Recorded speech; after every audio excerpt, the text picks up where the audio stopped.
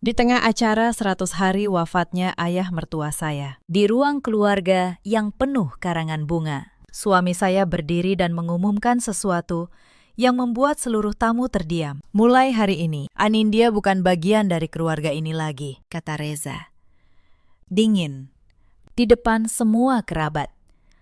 Ibu mertua saya, Bu Hartini, tersenyum puas dari kursinya. Vanya, adik ipar saya, menahan tawa di sudut bibir. Mereka pikir mereka sedang mengusir saya dari rumah ini tanpa membawa apapun. Mereka tidak tahu satu hal. Rumah yang mereka banggakan ini, tanah seluas itu, dan seluruh nama besar keluarga Darmawan secara hukum sudah menjadi milik saya sejak 3 bulan lalu. Halo, sahabat cerita. Selamat datang kembali di kanal ini, tempat kita merenungi kisah-kisah kehidupan yang syarat pelajaran. Sebelum kita mulai, tuliskan di kolom komentar dari kota mana Anda menyaksikan cerita ini. Jangan lupa tinggalkan jejak dengan menyukai dan berlangganan agar tidak ketinggalan kisah berikutnya. Mari kita mulai. Malam itu, hujan turun perlahan di kawasan Menteng. Lampu-lampu kristal di rumah besar keluarga Darmawan menyala terang, memantul di lantai marmer yang dingin. Aroma melati dari karangan bunga duka masih tercium di setiap sudut. Hari itu, acara 100 hari wafatnya Pak Darmawan, ayah mertua saya. Nama saya Anindya, 34 tahun. Bekerja sebagai notaris di sebuah kantor di kawasan Sudirman. Sudah 8 tahun saya menjadi istri Reza, putra sulung keluarga ini. Selama itu, saya kira kesabaran bisa membeli tempat di hati mereka. Saya keliru. Saya berjalan di antara para tamu, membawa nampan berisi teh hangat, menyapa paman, menuang minuman untuk bibi, memastikan setiap orang merasa dihormati. Sudah 8 tahun saya melakukan ini, tanpa pernah benar-benar dianggap. Di kursi utama, Bu Hartini duduk seperti ratu, kebayanya berkilau.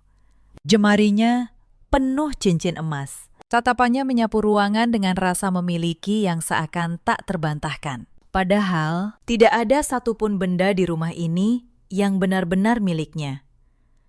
Saya menata gelas kristal di meja panjang. Saat itulah, saya menangkap bisikan. Bu Hartini mencondongkan tubuh ke arah Reza. Suaranya pelan, namun tajam. Malam ini, Nak, selesaikan malam ini juga, bisik beliau. Bahu Reza menegang. Senyumnya memudar. Lalu ia melangkah ke tengah ruangan, tepat di bawah lampu kristal yang menurunkan cahaya keemasan ke wajah para tamu. Satu persatu, obrolan berhenti. Reza berdeham, menatap keluarga besar. Suaranya bergetar ringan, lalu mengeras.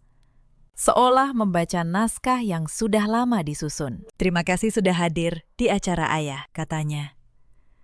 Ada hal penting yang ingin saya sampaikan malam ini. Semua kepala menoleh serempak. Saya berdiri mematung di dekat meja makan. Nampan masih di tangan. Puluhan pasang mata perlahan beralih ke arah saya. Reza menatap lurus. Dingin. Selama bertahun-tahun, saya mencoba bertahan, katanya. Setiap kata seperti palu, tapi keluarga ini butuh ketenangan. Dan Anindya sudah tidak cocok lagi berada di sini. Ucapan itu memantul ke dinding marmer. Beberapa sepupu saling pandang. Seorang bibi menutup mulut, ragu antara iba dan ingin tahu. Di hadapan kalian semua, Reza melanjutkan. Mulai hari ini, saya nyatakan hubungan kami selesai. Anindya bukan bagian dari keluarga Darmawan lagi. Hening jatuh seperti tirai tebal. Lalu meledaklah tawa Bu Hartini, keras dan panjang, memenuhi ruangan seperti genderang perang. Akhirnya, kata beliau, sambil menunjuk saya dengan sorot mata penuh kemenangan, pergilah. Jangan bawa apapun. Semua yang menempel di tubuhmu pun dibeli dengan uang keluarga ini. Vanya, adik ipar saya, ikut tertawa kecil dari sudut ruangan. Kasihan, ya, gumamnya. Cukup keras untuk saya dengar. Sudah 8 tahun numpang. Sekarang pulang dengan tangan kosong. Saya menatap mereka satu persatu. Dada saya terasa sesak. Tetapi entah dari mana, kaki saya tetap tegak. Saya tidak menangis. Saya tidak memohon. Saya hanya meletakkan nampan itu pelan-pelan di atas meja, lalu berkata dengan suara yang sangat tenang. Baik, saya akan pergi malam ini juga. Bu Hartini terkejut sebentar. Mungkin beliau mengharapkan saya berlutut menangis, memohon ampun seperti dulu-dulu. Tapi kali ini berbeda. Kali ini, saya sudah tahu sesuatu yang mereka tidak tahu. Saya berbalik, mengambil tas kecil saya, dan melangkah keluar dari pintu utama. Hujan menyambut wajah saya, dingin, tapi terasa membebaskan. Di belakang saya, tawa masih terdengar. Mereka merayakan kemenangan yang sebenarnya adalah awal dari kehancuran mereka sendiri. Mereka tidak tahu. Di dalam tas kecil yang saya bawa, ada sebuah map coklat tua. Dan di dalam map itu, tersimpan satu dokumen yang akan mengubah segalanya. Untuk memahami malam itu, saya harus membawa Anda kembali ke 8 tahun lalu. Saya menikahi Reza ketika usia saya 26 tahun. Saat itu, saya baru saja lulus ujian dan menjadi notaris muda. Reza tampan, percaya diri, putra sulung pengusaha properti terkenal. Banyak orang bilang saya beruntung. Tapi sejak hari pertama menginjak rumah ini, saya tahu saya tidak pernah benar-benar diterima. Bu Hartini menyambut saya dengan tatapan menilai. Notaris, tanyanya waktu itu, sambil tersenyum tipis. Pekerjaan begitu untuk apa? Istri Reza tidak perlu bekerja. Cukup di rumah, urus suami. Saya hanya tersenyum. Saya kira dengan waktu beliau akan melihat saya sebagai keluarga. Saya keliru. Lagi. Tahun pertama, saya disuruh berhenti dari kantor. Saya menolak halus. Bu Hartini menganggap itu pembangkangan. Sejak itu, setiap kesalahan kecil di rumah selalu dilemparkan kepada saya. Sayur terlalu asin, salah saya. Tamu datang tanpa pemberitahuan, salah saya karena tidak siap. Reza pulang larut, salah saya karena tidak membuatnya betah di rumah. Dan Reza, suami yang dulu berjanji melindungi saya, perlahan berubah menjadi anak kecil yang patuh pada ibunya. Setiap kali saya mengadu, jawabannya selalu sama. Sudahlah, Amin. Mama sudah tua, mengalah saja. Mengalah. Kata itu menjadi makanan saya sehari-hari selama 8 tahun. Saya masih ingat tahun ketiga pernikahan kami. Saya keguguran anak pertama kami. Tubuh saya lemah, hati saya hancur. Tapi alih-alih menghibur, Bu Hartini malah berkata di depan saya, mungkin memang tidak ditakdirkan. Perempuan yang terlalu sibuk bekerja memang susah punya anak. Reza, yang seharusnya berdiri di sisi saya, hanya diam. Ia tidak membantah ibunya. Ia bahkan tidak menggenggam tangan saya. Malam itu, saya menangis sendirian di kamar. Sementara dari ruang tamu terdengar tawa keluarga yang membicarakan hal lain. Seolah kehilangan saya tidak berarti apa-apa. Saya juga ingat hari ulang tahun saya yang ke-30. Saya berharap untuk sekali saja mereka mengingat. Tapi hari itu lewat begitu saja, tanpa ucapan, tanpa kue. Yang ada, justru Bu Hartini yang menyuruh saya memasak untuk 12 tamu arisannya, lalu mengkritik masakan saya di depan semua orang. Begini saja tidak becus, kata beliau sambil tertawa.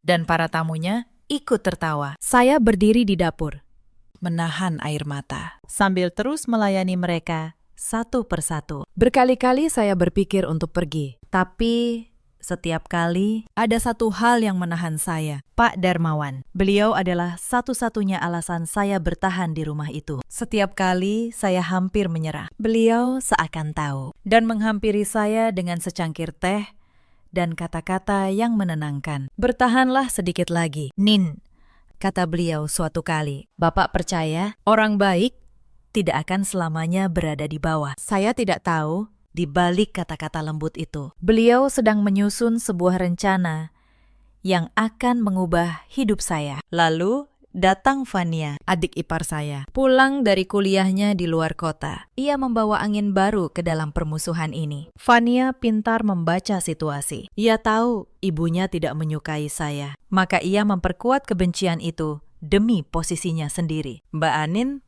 pelit, ya.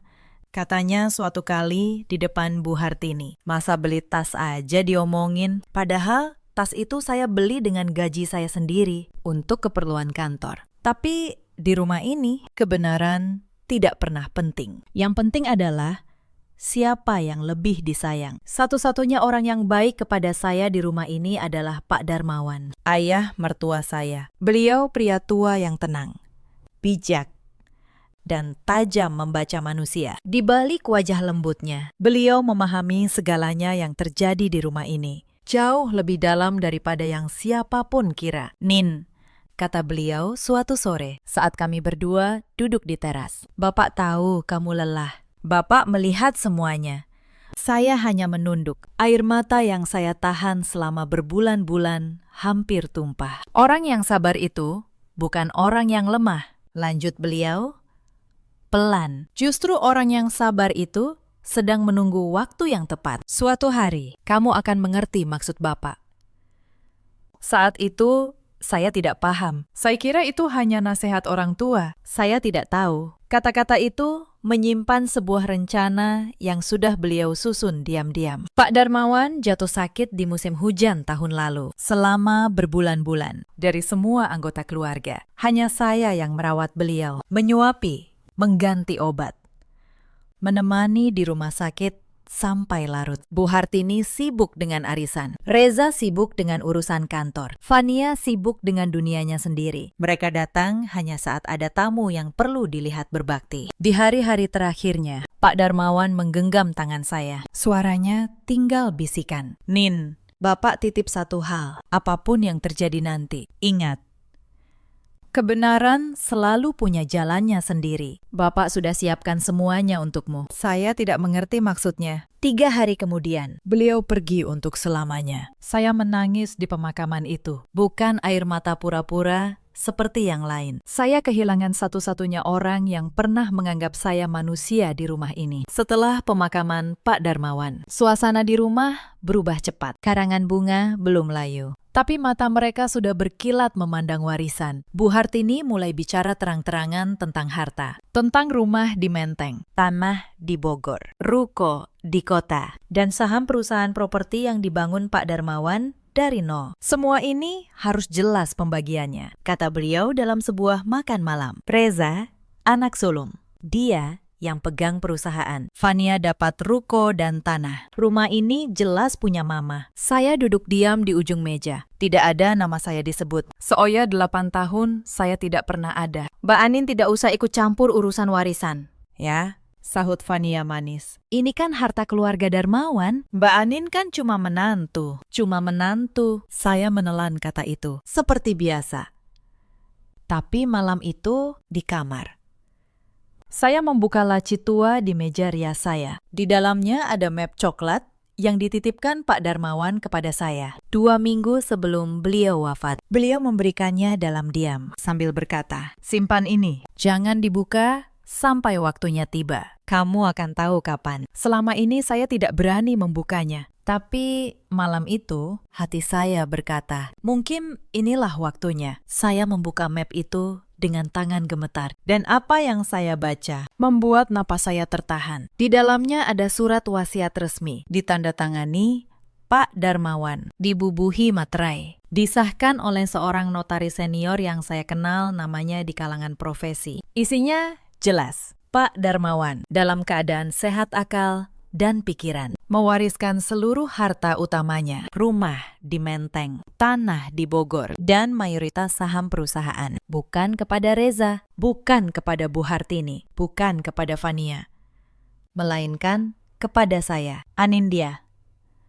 Saya membaca ulang berkali-kali, memastikan saya tidak salah. Tapi tidak, nama saya tertulis jelas di sana sebagai ahli waris utama. Di halaman terakhir, ada catatan tulisan tangan beliau. Untuk Anindya, satu-satunya orang di rumah ini yang masih punya hati. Bapak tahu mereka akan mencampakkanmu setelah Bapak tiada. Maka Bapak siapkan ini, agar kelak kamu tidak pergi dengan tangan kosong. Gunakan dengan bijak. Nak, keadilan kadang datang terlambat, Tapi ia selalu datang. Air mata saya jatuh ke atas kertas itu. Bukan air mata sedih kali ini. Air mata seorang yang akhirnya merasa dilihat. Sebagai notaris, saya tahu persis kekuatan dokumen ini. Surat wasiat yang sah dibuat di hadapan notaris dengan saksi yang lengkap adalah bukti yang hampir mustahil dibantah di pengadilan. Tapi saya juga tahu saya tidak boleh gegabah. Saya tidak boleh mengeluarkan kartu ini terlalu cepat. Esok paginya, diam-diam saya menemui notaris senior yang menyusun surat itu. Beliau membenarkan semuanya. Dokumen itu asli, sah, dan sudah didaftarkan secara resmi di lembaga yang berwenang sejak setahun lalu. Pak Darmawan datang sendiri ke kantor saya, kata beliau.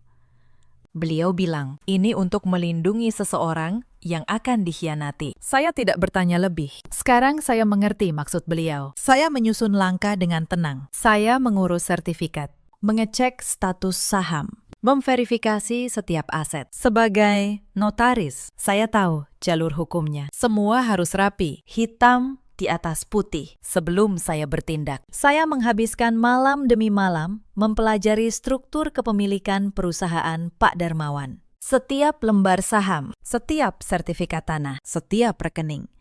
Saya menelusurinya satu persatu, memastikan tidak ada satu celah pun yang bisa dimanfaatkan lawan untuk menggugat di kemudian hari. Saya juga menemui Pak Sutopo, seorang pengacara senior yang reputasinya tak diragukan dalam sengketa waris. Saya menceritakan semuanya dan menyerahkan seluruh dokumen. Pak Sutopo membaca berkas itu dengan saksama, lalu mengangguk pelan. Bu Anindya, katanya, dokumen ini sangat kuat. Pak Darmawan menyusunnya dengan kehati-hatian, seorang yang tahu persis apa yang ia lakukan. Hampir mustahil dibantah. Tapi kita harus bergerak dengan sabar dan terukur. Jangan beri mereka kesempatan menuduh kita tergesa-gesa. Saya setuju. Saya tidak ingin menang dengan cara yang bisa dipertanyakan. Saya ingin menang dengan cara yang bersih, sah, dan tak terbantahkan. Seperti yang Pak Darmawan ajarkan, kebenaran selalu punya jalannya sendiri. Sementara saya bekerja dalam diam, saya tetap menjalani peran saya di rumah seperti biasa, menyajikan teh, melayani tamu, menahan setiap hinaan. Saya membiarkan mereka berpikir saya tetaplah menantu lemah yang akan menerima nasib apapun. 3 bulan saya bekerja dalam diam. Sementara di rumah, mereka semakin berani. Mereka pikir saya menyerah. Mereka pikir saya hanya menunggu diusir. Padahal saya sedang menyiapkan sesuatu yang akan membalikan seluruh papan permainan. Mereka mempersiapkan acara 100 hari Pak Darmawan dengan megah. Mengundang seluruh kerabat. Reza dan Bu Hartini berencana mengumumkan pembagian warisan di acara itu. Sekaligus mengusir saya secara terhormat di depan keluarga besar. Mereka tidak tahu saya menunggu momen itu. Saya membiarkan mereka merasa menang, agar kejatuhan mereka terasa jauh lebih nyata. Malam saat saya keluar dari rumah itu, saya tidak pergi ke tempat yang jauh. Saya hanya memesan kamar di sebuah hotel sederhana. Lalu menelpon Pak Sutopo, pengacara yang sudah saya siapkan sejak sebulan lalu. Sudah waktunya, Pakistan, kata saya. Mulai besok pagi, di seberang telepon, suara Pak Sutopo tenang. Semua dokumen sudah siap.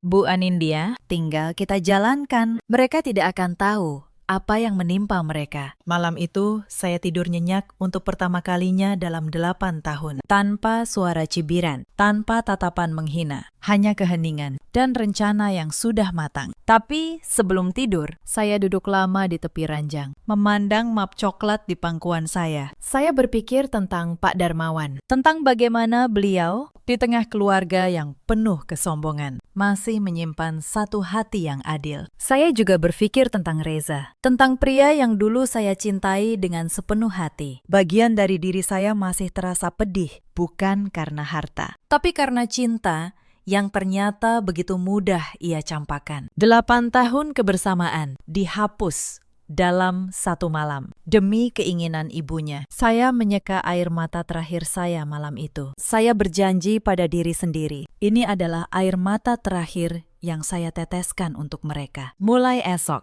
Saya tidak akan lagi menjadi perempuan yang mereka injak. Saya akan menjadi perempuan yang Pak Darmawan percayai. Saya membuka laptop, memeriksa kembali semua dokumen, memastikan setiap langkah hukum sudah saya susun dengan rapi. Sebagai notaris, saya tahu dalam pertarungan ini, yang menang bukanlah yang paling keras berteriak, melainkan yang paling siap dengan bukti. Pagi pertama datang. Sementara keluarga Darmawan masih merayakan keberhasilan mengusir saya. Sepucuk surat resmi tiba di rumah Menteng. Seorang kurir berpakaian rapi menyerahkannya langsung ke tangan Bu Hartini. Amplop coklat berstempel kantor hukum. Bu Hartini membukanya dengan malas. Lalu wajahnya perlahan berubah pucat. Surat itu adalah pemberitahuan resmi bahwa rumah yang mereka tinggali secara hukum telah berpindah kepemilikan kepada ahli waris sah berdasarkan surat wasiat almarhum Pak Darmawan. Penghuni diminta menyiapkan diri untuk proses serah terima. Apa-apaan ini? Bu Hartini berteriak, tangannya gemetar. Pasti ini ulah perempuan itu. Reza, kemari. Reza datang tergesa. Membaca surat itu, mengernyit. Ini pasti palsu. Ma. Anin cuma menggertak. Mana mungkin ayah mewariskan rumah ini ke dia? Mereka merobek surat itu, melemparkannya ke tempat sampah, dan tertawa meremehkan. Mereka pikir itu hanya gertakan seorang menantu yang sakit hati. Surat pertama memang bisa dirobek, tapi surat kedua dan ketiga akan terus datang. Dan tidak ada yang bisa menghentikan badai yang sudah saya mulai. Hari berikutnya, masalah datang dari arah yang tidak mereka duga. Reza pergi ke kantor perusahaan, hendak menandatangani beberapa keputusan sebagai pemegang saham mayoritas. Tapi notaris perusahaan menahannya. Maaf, Pak Reza, berdasarkan dokumen terbaru yang terdaftar, kepemilikan saham mayoritas atas nama almarhum sudah beralih. Bapak tidak lagi memiliki kewenangan menandatangani ini. Wajah Reza membeku. Beralih ke siapa? Notaris itu menunjukkan berkasnya. Reza membaca satu nama di sana. Anindya. Untuk pertama kalinya, tanah di bawah kaki Reza terasa bergeser. Saham perusahaan yang ia kira miliknya ternyata bukan miliknya sama sekali. Ia menelpon saya. Suaranya antara marah dan panik. Anin, apa yang kamu lakukan? Ini harta keluarga saya. Saya menjawab dengan tenang. Bukan. Mas, ini harta ayah.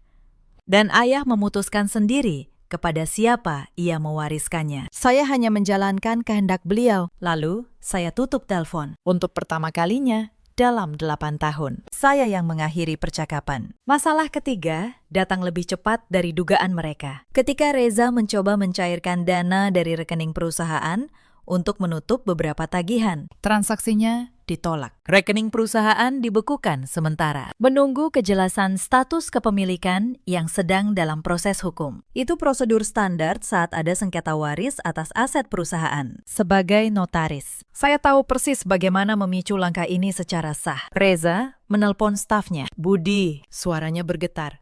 Budi, kenapa semua transaksi gagal? Saya juga tidak mengerti. Pakistan, jawab Budi gugup. Sistem menolak. Katanya ada status sengketa atas aset. Tagihan ke pemasok belum bisa dibayar. Mereka mulai menelpon terus. Reza menutup telepon. Tubuhnya melemah. Tagihan menumpuk. Dan ia tidak bisa menyentuh 1 rupiah pun dari perusahaan yang ia kira miliknya. Sementara itu, di rumah, Bu Hartini mulai panik dengan caranya sendiri. Ia pergi ke butik langganan, hendak membeli sesuatu untuk menenangkan diri. Tapi kartunya ditolak di kasir. Maaf, Bu, kartunya tidak bisa digunakan. Kata kasir itu pelan. Wajah Bu Hartini merah padam. Tidak mungkin, kalian tahu siapa saya. Semua mata di butik menatapnya. Wanita yang biasa berjalan seperti ratu itu, kini berdiri dipermalukan di depan umum. Kartu yang ditolak itu terhubung ke rekening yang ikut terimbas pembekuan. Beliau pulang dengan tangan kosong dan amarah yang membara. Mereka mempermalukan saya. Pasti ini ulah perempuan itu. Masalah keempat menimpa Fania. Suatu siang, ruko yang dijanjikan menjadi miliknya, yang sudah ia pakai, membuka usaha butik kecil. Didatangi petugas dengan surat resmi. Ruko itu tercatat sebagai bagian dari aset waris yang sah berpindah kepemilikan. Fania diminta menghentikan operasional sampai status hukum jelas. Ini ruko saya, Fania menjerit. Ayah menjanjikannya untuk saya. Maaf, Bu, Kata petugas itu. Tidak ada dokumen resmi yang mendukung klaim itu. Yang ada hanya surat wasiat yang sah. Dan nama Anda tidak tercantum sebagai penerima ruko ini. Janji lisan. Ternyata tidak ada artinya. Di hadapan dokumen hitam di atas putih. Fania pulang dengan wajah kusut. Untuk pertama kalinya merasakan tanah di bawah kakinya tidak sekokoh yang ia kira. Satu persatu, tiang-tiang kemewahan keluarga Darmawan mulai goyah. Dan mereka belum melihat puncaknya. Dalam keputusasaan, Reza mencoba langkah nekat. Ia pergi ke kantor pertanahan, hendak mengurus balik nama sertifikat rumah Menteng atas namanya sendiri. Dengan berbekal surat keterangan ahli waris yang ia buat sepihak. Tapi sebagai notaris, saya sudah mengantisipasi langkah ini sejak awal. Saya sudah mendaftarkan blokir atas semua aset utama, mencatatkan status sengketa di setiap lembaga terkait. Begitu Reza menyerahkan berkasnya, petugas menolak. Maaf, Pakistan. Objek ini sudah terdaftar dalam proses peralihan berdasarkan surat wasiat yang sah. Surat keterangan yang Bapak bawa tidak memiliki dasar hukum, kata petugas itu. Reza pulang dengan tangan kosong lagi. Setiap pintu yang ia coba buka, ternyata sudah saya kunci jauh sebelumnya, secara sah dan rapi. Untuk pertama kalinya, ia menyadari ia sedang berhadapan bukan dengan menantu yang lemah, melainkan dengan seorang profesional hukum yang ia remehkan selama 8 tahun. Sementara itu, Bu Hartini mencoba senjata terakhirnya, reputasi. Ia menelpon satu persatu kerabat, menyebarkan cerita bahwa saya perempuan licik yang menipu orang tua sekarat. Ia berharap seluruh keluarga besar berbalik membenci saya. Tapi rencana itu justru berbalik menyerangnya. Sebab beberapa kerabat yang ia telpon adalah orang-orang yang menyaksikan langsung malam pengusiran itu. Mereka ingat bagaimana saya diusir tanpa belas kasihan, ditertawakan, dipermalukan di depan umum. Dan mereka ingat siapa yang merawat Pak Darmawan di hari-hari terakhirnya? Bu Hartini, kata salah seorang paman dengan dingin di telepon. Saya melihat sendiri malam itu. Anindya pergi tanpa membawa apapun. Dan kalian semua tertawa. Sekarang ibu minta kami membela ibu. Maaf, saya tidak bisa. Satu persatu, kerabat yang dulu diam, kini berpaling. Reputasi yang Bu Hartini bangun di atas kesombongan runtuh oleh perbuatannya sendiri. Lalu datang pukulan yang paling tidak mereka duga. Ternyata, selama tahun-tahun terakhir hidupnya, Pak Darmawan diam-diam menanggung sejumlah utang pribadi untuk menutupi gaya hidup mewah keluarganya. Utang itu kini mulai ditagih oleh para pemberi pinjaman. Karena Bu Hartini dan Reza mengira mereka mewarisi seluruh harta. Mereka juga otomatis menanggung kewajiban yang melekat. Para penagih mulai berdatangan ke rumah kontrakan mereka, membawa surat dan tuntutan. Ini tidak adil, jerit Bu Hartini suatu hari. Kenapa hartanya pergi ke perempuan itu? Tapi utangnya jatuh ke kami. Tapi hukum tidak mengenal kata kasihan. Untuk mereka yang dulu tak punya kasihan. Yang menerima warisan utama dengan dokumen sah adalah saya. Sementara kewajiban tertentu yang tidak tercakup dalam wasiat tetap melekat pada ahli waris menurut hukum. Sebuah ironi yang pahit bagi mereka. Di tengah semua kekacauan itu, Fania datang menemui saya seorang diri, tanpa ibunya, tanpa Reza. Wajahnya yang dulu penuh kesombongan, kini layu dan basah air mata. Mbak Anin, katanya terisak. Saya minta maaf. Dulu saya jahat sama Mbak. Saya tahu saya salah. Tolong, bantu kami. Mama sudah tua. Dia tidak kuat hidup begini. Saya menatap Fania lama. Saya melihat seorang perempuan muda yang akhirnya merasakan akibat dari pilihan-pilihannya. Fania, kata saya pelan. Maaf yang kamu ucapkan sekarang, saya terima. Tapi maaf, itu tidak bisa memutar waktu. Ada hal-hal yang sudah terjadi dan harus dijalani konsekuensinya. Fania menunduk. Isaknya semakin keras. Tapi lanjut saya. Saya tidak akan membiarkan Bu Hartini kelaparan. Bukan karena beliau pantas, tapi karena saya tidak ingin menjadi seperti kalian dulu. Saya akan bantu sekadarnya untuk kebutuhan dasar, bukan untuk mengembalikan kemewahan yang sudah hilang. Fania mengangkat wajahnya, terkejut. Mungkin ia mengira saya akan membalas kekejaman dengan kekejaman. Tapi saya memilih jalan yang berbeda. Bukan untuk mereka, melainkan untuk menjaga hati saya sendiri tetap bersih. Kabar mulai menyebar di kalangan kerabat. Para paman dan bibi yang dulu menyaksikan saya diusir, kini berbisik-bisik dengan nada berbeda. Beberapa dari mereka mulai menelpon saya, mencari tahu kebenaran.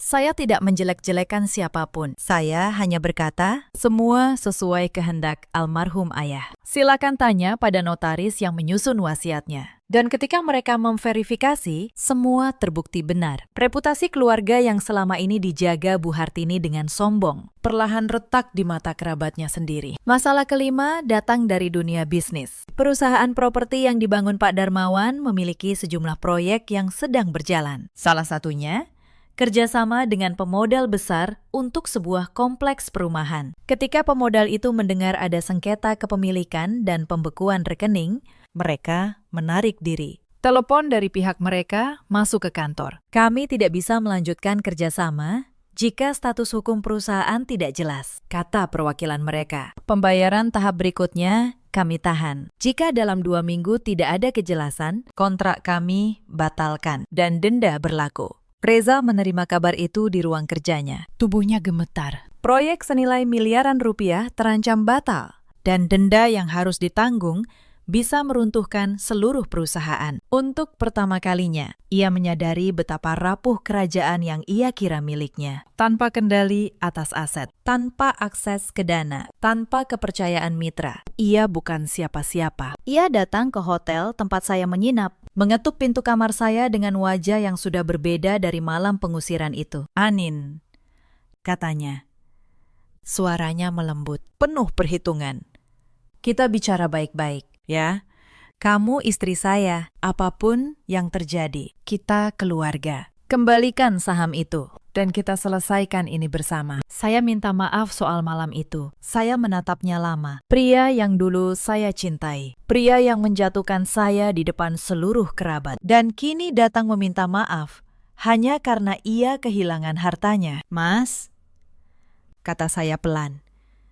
8 tahun saya menunggu kata maaf itu. Tapi Mas baru mengucapkannya sekarang. Bukan karena Mas menyesal menyakiti saya, tapi karena Mas butuh harta itu kembali. Reza terdiam. Maaf tidak menghapus luka, lanjut saya.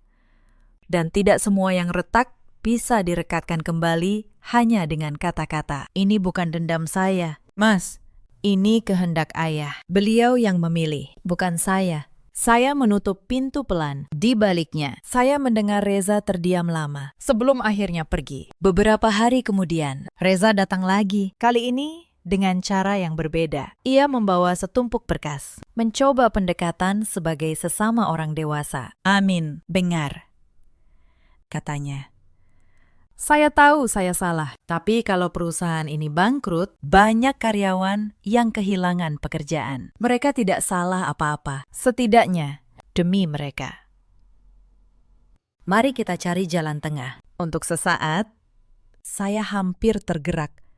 Tapi lalu saya teringat, selama 8 tahun, tidak sekalipun Reza memikirkan perasaan saya. Dan kini, ia memakai nasib karyawan sebagai alat untuk menyentuh hati saya. "Mas," kata saya, "soal karyawan, jangan khawatir. Saya tidak akan menelantarkan mereka. Saya akan mengambil alih perusahaan ini dan menjaganya tetap berjalan. Tapi bukan bersama Mas, karena perusahaan ini sejak awal memang sudah bukan milik Mas." Reza menatap saya. Kalah.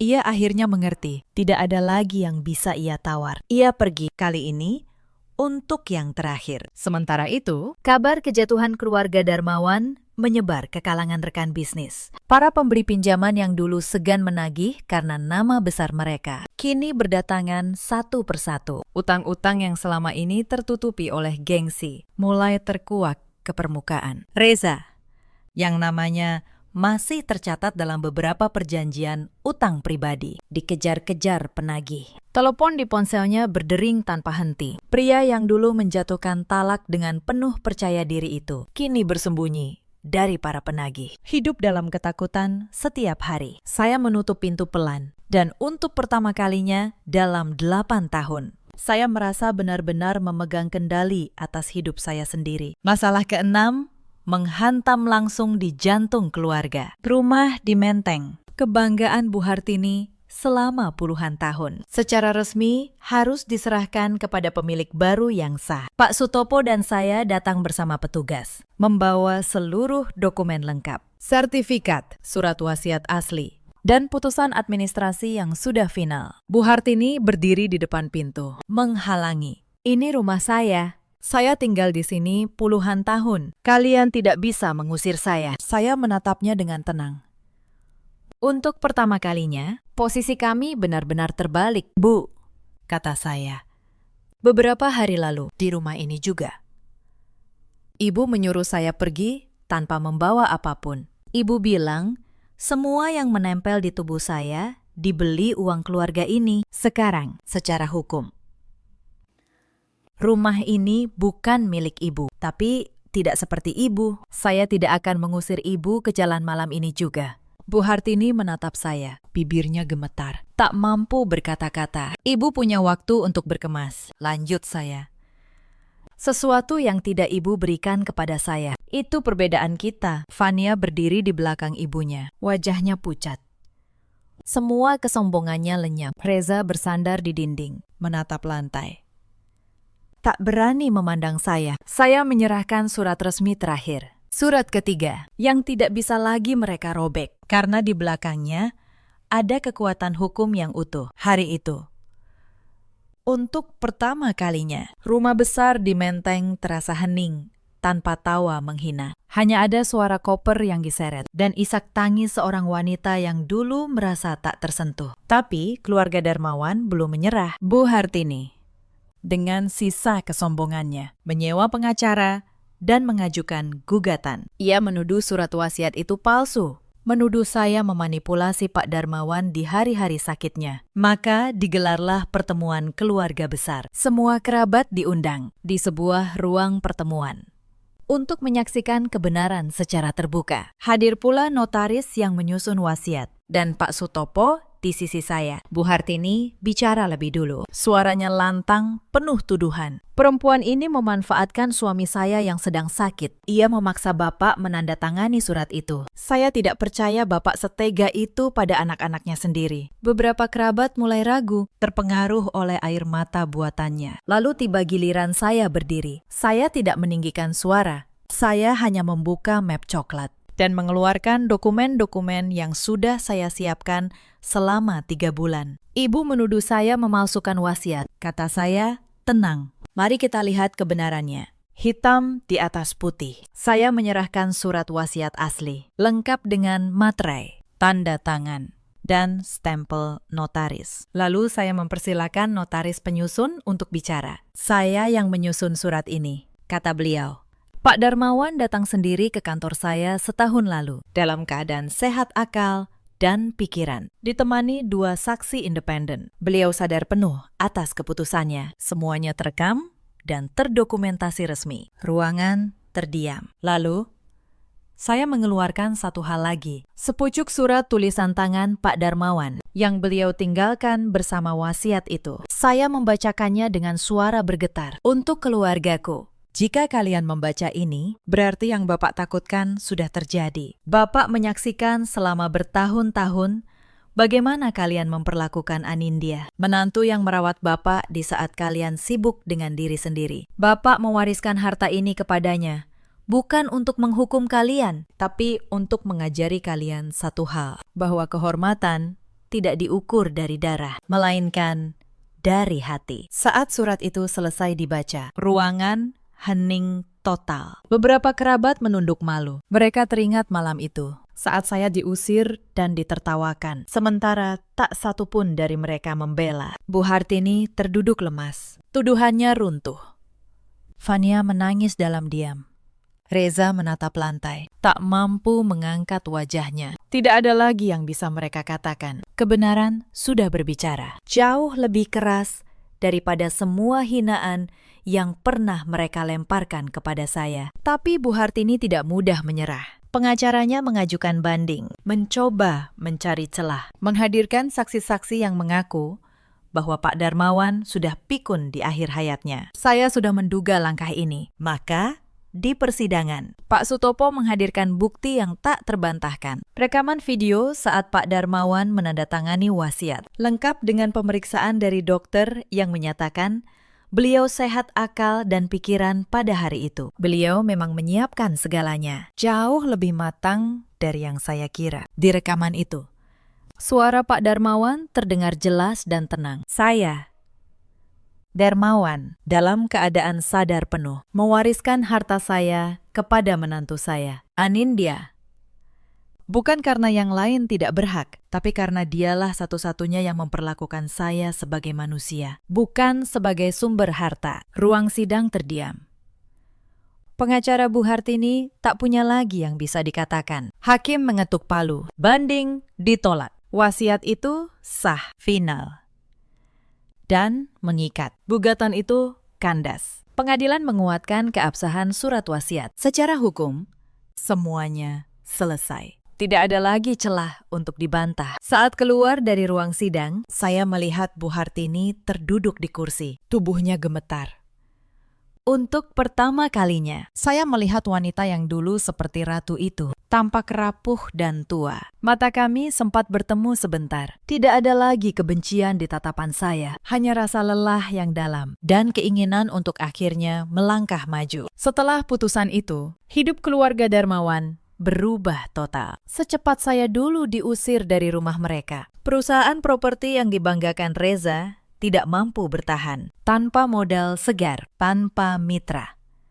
Dan dengan denda dari kontrak yang batal, perusahaan itu jatuh ke dalam kebangkrutan. Satu persatu, pegawai dirumahkan. Kantor megah di kawasan elit itu akhirnya disita untuk menutup utang. Reza, pria yang dulu berdiri di bawah lampu kristal, mengumumkan pengusiran saya dengan penuh percaya diri. Kini kehilangan segalanya. Mobil mewahnya dijual, jam tangan mahalnya digadaikan. Saya pernah mendengar kabar tentangnya beberapa bulan kemudian. Ia kini bekerja serabutan, menumpang di rumah seorang temannya di pinggiran kota. Dari putra pengusaha properti, menjadi pria yang menghitung uang receh untuk makan sehari-hari. Suatu sore, saya tidak sengaja berpapasan dengannya di sebuah jalan. Ia terlihat kurus, lelah, dengan pakaian yang sudah usang.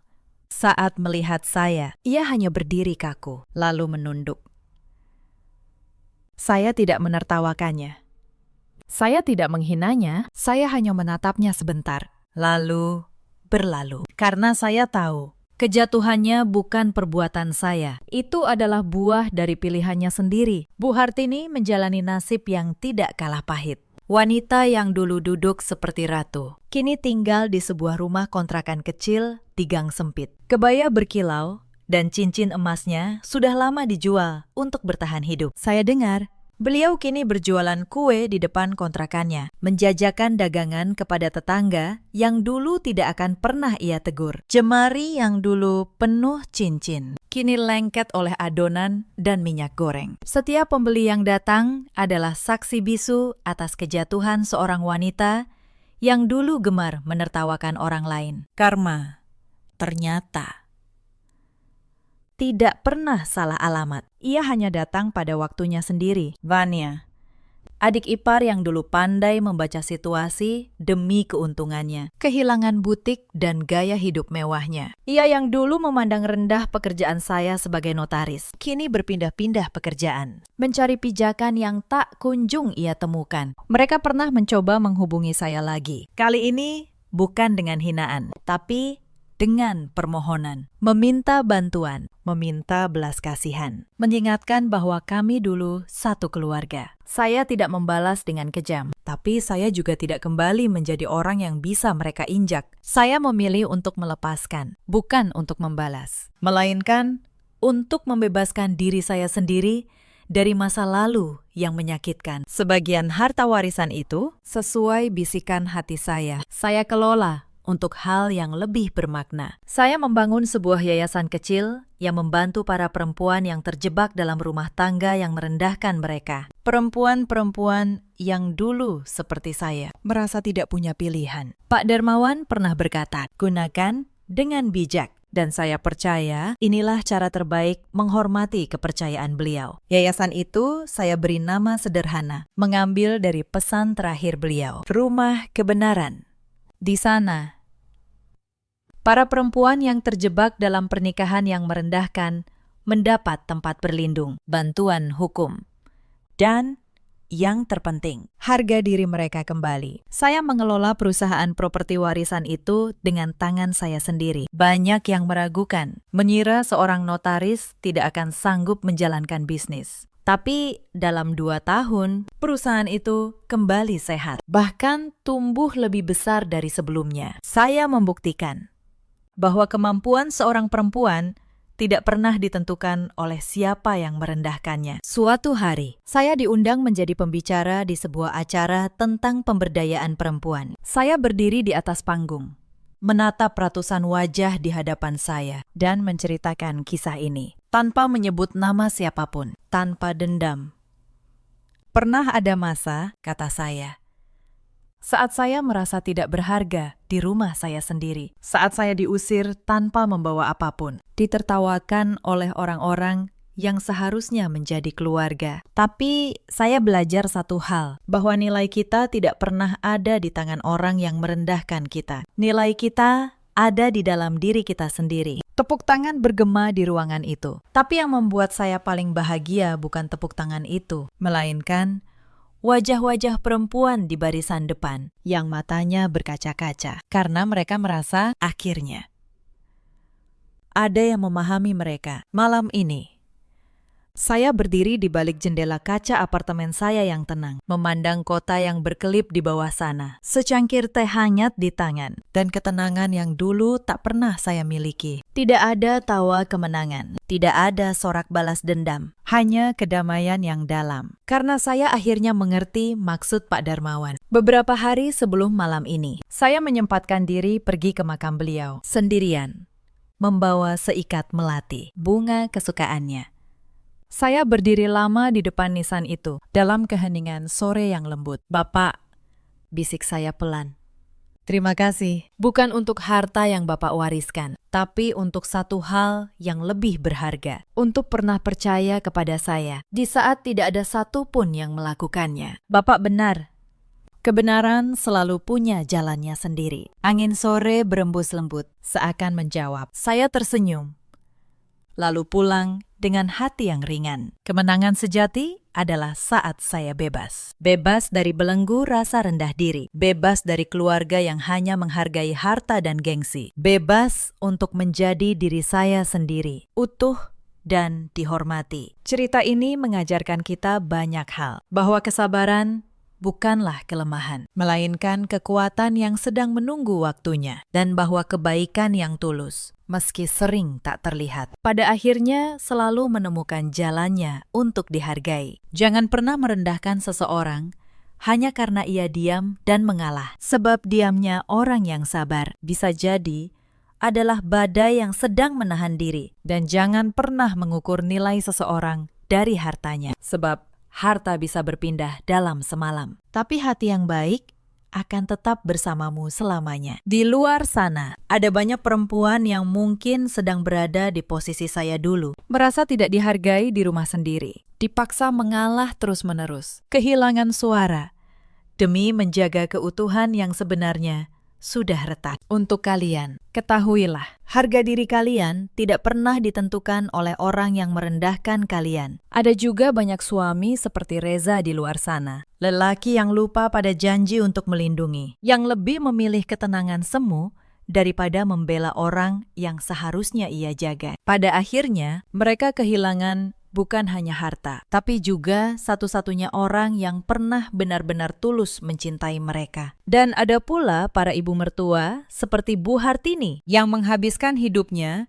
menghitung siapa yang lebih pantas, lupa bahwa rumah tidak dibangun dari kesombongan, melainkan dari kasih sayang. Tidak semua luka bisa sembuh dengan kata maaf. Tapi setiap orang punya pilihan untuk membalas dengan kebencian atau melepaskan demi kedamaian sendiri. Saya memilih yang kedua, bukan karena saya lebih kuat, tapi karena saya tidak ingin masa lalu terus memenjarakan saya dalam hidup. Kita semua punya pilihan tentang bagaimana memperlakukan orang lain. Maka perlakukanlah setiap orang dengan hormat. Sebab roda kehidupan selalu berputar. Dan kita tidak pernah tahu kapan kita akan berada di posisi yang berbeda. Bagaimana menurut Anda kisah ini? Ceritakan pendapat dan pengalaman kalian di kolom komentar. Jika kisah ini menyentuh hati Anda, jangan lupa untuk membagikannya kepada orang-orang terdekat. Terima kasih sudah menemani sampai akhir. Dan sampai jumpa di kisah berikutnya. Suara gelas pecah memenuhi ballroom hotel. Lalu suara tamparan.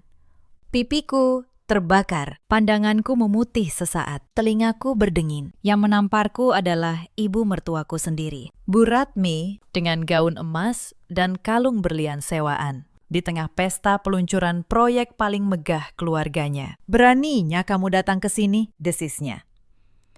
Sudah kularang, kenapa masih nekat? Suamiku berdiri di belakangnya. Galih, pria yang 5 tahun tidur di sisiku. Dia tidak bicara. Dia hanya menunduk, lalu memalingkan wajah, seolah aku barang memalukan yang ingin segera ia buang. Adik iparku, Vanya, mengangkat ponselnya, merekam, tersenyum tipis, seperti menonton hiburan gratis. 5 tahun. 5 tahun saya menelan setiap hinaan keluarga ini dengan senyum. Dan balasannya adalah 1 tamparan di depan ratusan tamu. Tapi malam itu mereka tidak tahu satu hal. Tangan saya sudah masuk ke saku blazer. Jari saya menyentuh sebuah kartu. Dan map coklat di tangan kiri saya berisi sesuatu yang akan mengubah segalanya. Saya tidak menangis. Saya justru mengangkat dagu. Akan saya tunjukkan pada kalian. Siapa sebenarnya menantu yang selama ini kalian injak?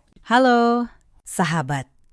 Selamat datang kembali di kanal kami. Kisah hari ini berjudul 5 tahun aku jadi pembantu di rumah sendiri. Jika kalian percaya bahwa roda kehidupan selalu berputar, tonton sampai akhir. Ambil teh hangat kalian dan mari kita mulai. Mari kita mundur ke pagi hari itu. Pukul 5 pagi. Lampu dapur menyala lebih dulu daripada matahari. Nama saya Renata Saraswati. 36 tahun. Sudah 5 tahun menjadi menantu di keluarga Wibawa. Apartemen mewah di kawasan Pondok Indah ini punya dapur marmer dan peralatan paling modern. Dapur impian banyak orang. Tapi saya tidak pernah punya waktu menikmatinya. Dengan celemek terikat, saya sudah 1 jam berdiri di depan talenan. Soto Betawi, perkedel kentang, empal goreng, sambal terasi, meja makan untuk 4 orang. Tetapi lauk wajib 10 macam. Jika kurang 1 saja, ibu mertua akan menghela napas panjang. Saat kuah soto mendidih, terdengar langkah sandal dari ruang keluarga. Itu Bu Ratmi.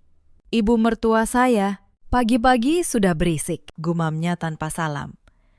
Beliau duduk, lalu mengendus mangkuk. Sotonya keasinan. Dari baunya saja sudah ketahuan. Kamu ini dulu diajari apa sama ibumu di kampung? Beliau bahkan belum menyentuh sendok. Kalimat balasan sudah sampai di ujung lidah saya. Tapi saya telan kembali. Maaf, Bu. Saya buatkan yang baru. Sudah berisik. Tak lama, Pak Hendra keluar dengan setelan jas lengkap. 2 tahun lalu, ayah mertua saya hanya memakai kaos oblong di rumah. Sekarang setiap pagi, beliau berdasi. Seolah berangkat memimpin negara. Galih, suami saya, duduk dengan wajah mengantuk. Sayang, kaos kaki hitamku di mana? Laci kedua, sebelah kiri. Tanpa terima kasih, dia kembali ke kamar. Di rumah ini, saya hanyalah mesin penjawab lokasi kaos kaki. Belum sempat saya duduk. Mereka bertiga sudah mulai makan. Bu Ratmi mencicipi kuah, lalu mengernyit. Tetap saja asin. Sudah saya tambah air tadi. Bu, ya sudahlah.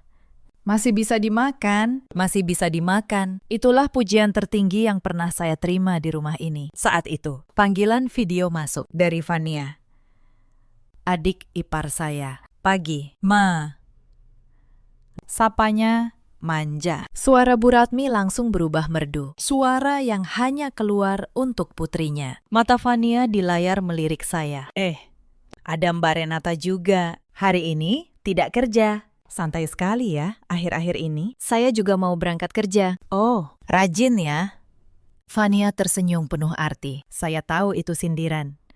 Menantu dari keluarga beraset ratusan miliar. Repot-repot kerja hanya untuk uang receh. Setelah panggilan berakhir, Bu Ratmi bergumam. Fania sibuk demi nama keluarga. Tapi ada menantu yang setiap hari keluyuran cari recehan. Saya tidak menjawab. Saya hanya diam, menyuap pelan. Di rumah ini, saya bukan keluarga. Saya asisten rumah tangga tanpa gaji. Sekaligus tempat sampah emosi. Itulah peran saya. Setelah mereka pergi, saya mencuci piring sambil memandang jendela. Jakarta dari lantai 28 tampak berkilau. Tapi kemewahan itu bukan milik saya. Sambil membilas piring, saya mengenang 5 tahun terakhir. Di awal pernikahan, keluarga Wibawa berbeda. Perusahaan mereka, CV Wibawa Karya, hanya kontraktor kelas menengah. Pak Hendra dulu turun langsung ke proyek, memakai helm dan berkeringat bersama para pekerja. Bu Ratmi, ibu rumah tangga biasa yang mengejar diskon dan mengumpulkan kupon. Bahkan saat itu, mereka tidak hangat pada saya. Hubungan kami dingin saat Lebaran. Jika saya memasak sungguh-sungguh, mereka hanya merespon seadanya. Gale selalu mengalihkan topik setiap kali keluarga saya disebut. Tapi setidaknya, dulu mereka tidak terang-terangan merendahkan. Mereka hanya tidak peduli. Saya bisa menerima itu. Saya menghibur diri. Berpikir suatu hari, kami akan lebih dekat. Kali juga begitu. Manisnya saat pacaran cepat memudar. Tapi dulu dia masih bertanya, sudah makan jika saya pulang lembur. Sesekali kami nonton film di akhir pekan. Lalu semuanya berubah 2 tahun lalu. Suatu malam, Pak Hendra mengumumkan di meja makan, perusahaan kita dapat suntikan dana 80 miliar dari investor besar. Beliau bahkan tidak tahu uang itu dari mana. Mereka pasti melihat potensi bisnisku, katanya bangga. Tidak ada yang penasaran siapa investor anonim itu. Mereka hanya percaya itu buah kehebatan sendiri. Setelah uang masuk, keluarga ini berubah total. Bukan mengembangkan perusahaan. Mereka justru memboroskannya untuk gaya hidup. Hal pertama, pindah rumah. Dari rumah sederhana di Bekasi, kami pindah ke apartemen mewah Pondok Indah. Bu Ratmi jadi pelanggan tetap butik kelas atas. Ganti tas bermerek setiap musim. Lemarinya penuh mantel puluhan juta. Jarinya berkilau. Cincin berlian. Pak Hendra membeli 3 keanggotaan klub golf. Dan tiap minggu mengunjungi bar mahal dengan alasan menjamu klien. Kalau mau jadi pengusaha sukses, ya harus begini, katanya.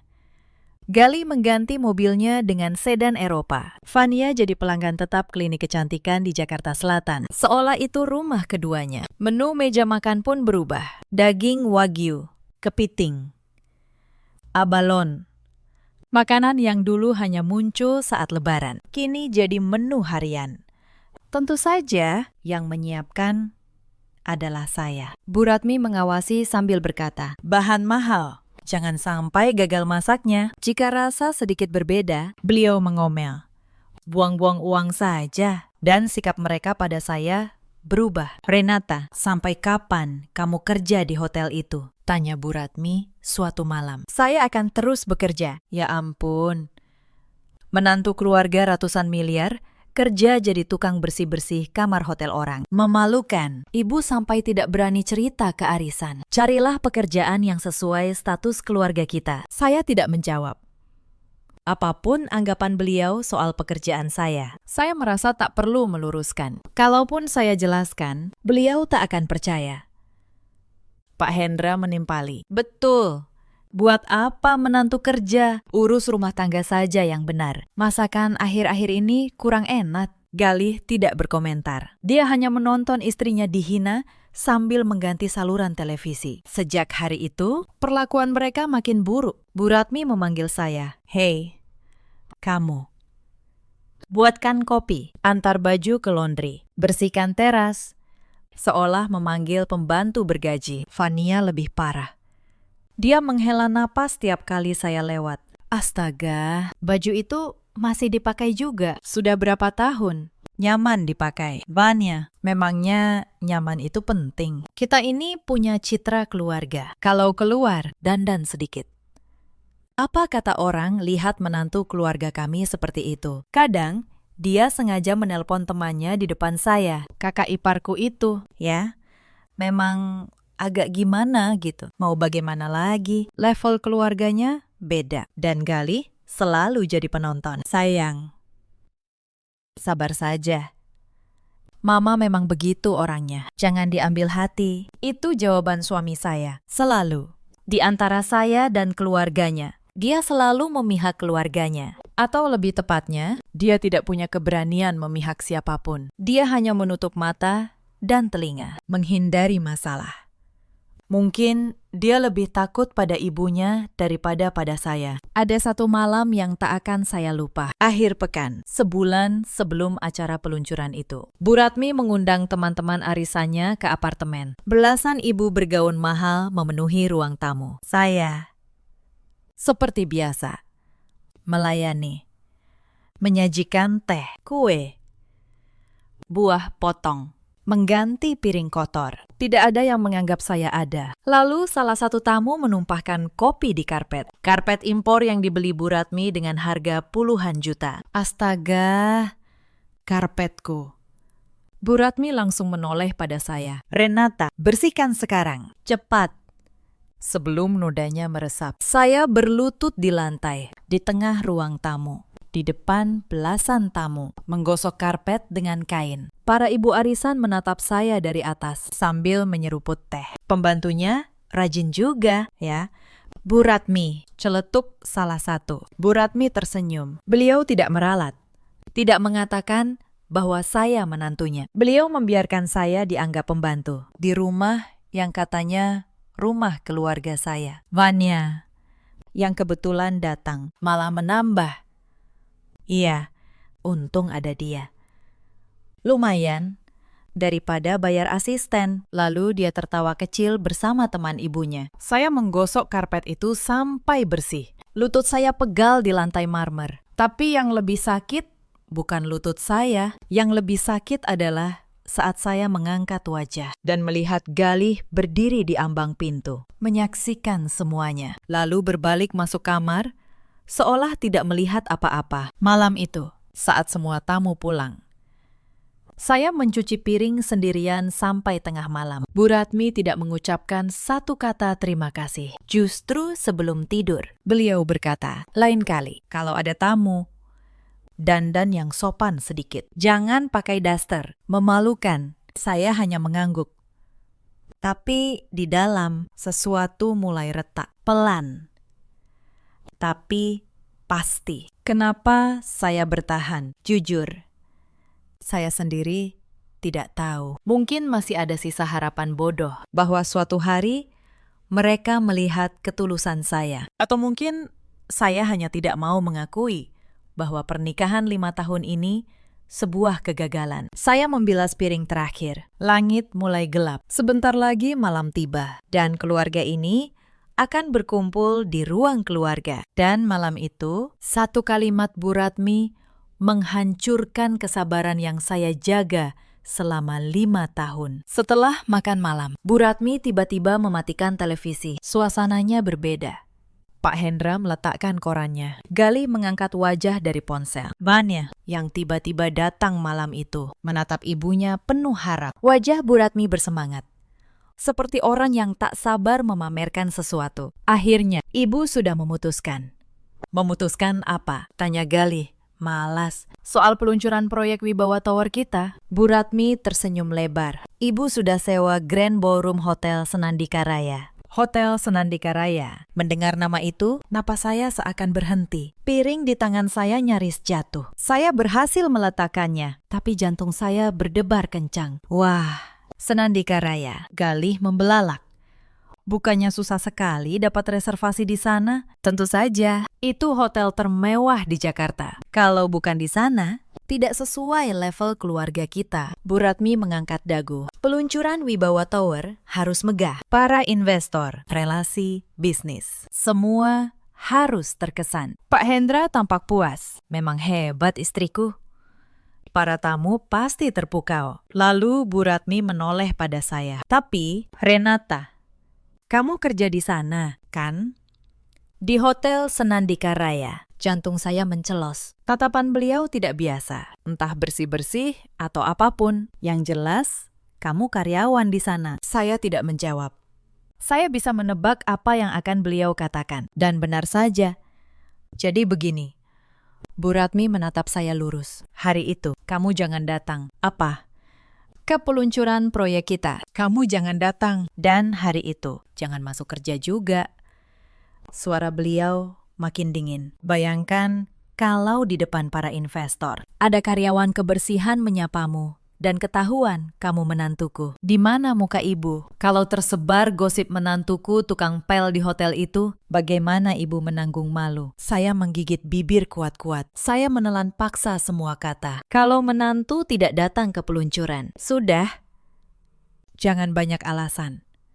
Potong Bu Ratmi sambil melambaikan tangan. Tanpa kamu pun, tidak ada masalah. Jujur, kamu tidak cocok dengan keluarga ini. Keluarga besar punya menantu yang bersih-bersih di hotel. Memalukan. Nanti ada relasi bisnis Cheve Wibawa Karya. Kalau mereka tahu, citra keluarga kita jadi apa? Fania ikut menimpali. Betul. Kalau Mbak Renata datang, canggung sekali. Teman-temanku juga datang. Kalau mereka tahu, kakak iparku bawa-bawa kain pel di sana. Aku taruh muka di mana? Dia melirik saya, tertawa sinis. Di rumah saja ya, Mbak. Jangan datang merusak suasana. Bu Ratmi mengangguk. Benar kata Fania. Kamu di rumah saja. Lagi pula, kalau datang, mau apa? Menyajikan makanan untuk tamu. Di mata beliau, terpancar rasa malu yang tulus terhadap saya. Setelah 5 tahun, saya tetaplah orang yang tidak pantas. Jadi hari itu, diam di rumah. Jangan keluar, nanti ketemu tetangga. Jadi bahan gosip. Kalimat itu menusuk seperti paku. Saya menatap suami saya. Kumohon, katakan sesuatu.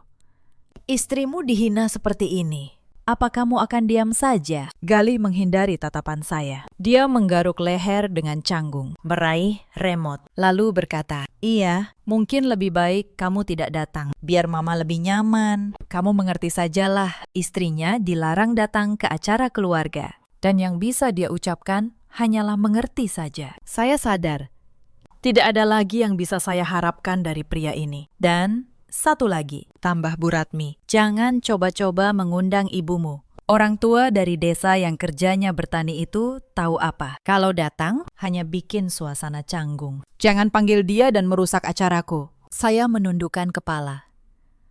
Bu Ratmi tidak pernah bertemu ibu saya dengan layak. Hanya saat pernikahan. Beliau menyapa sekilas. Oh, dari desa ya. Lalu berlalu. Sejak itu, setiap rencana mengunjungi ibu saya selalu dibatalkan dengan alasan sibuk. Baik, kata saya.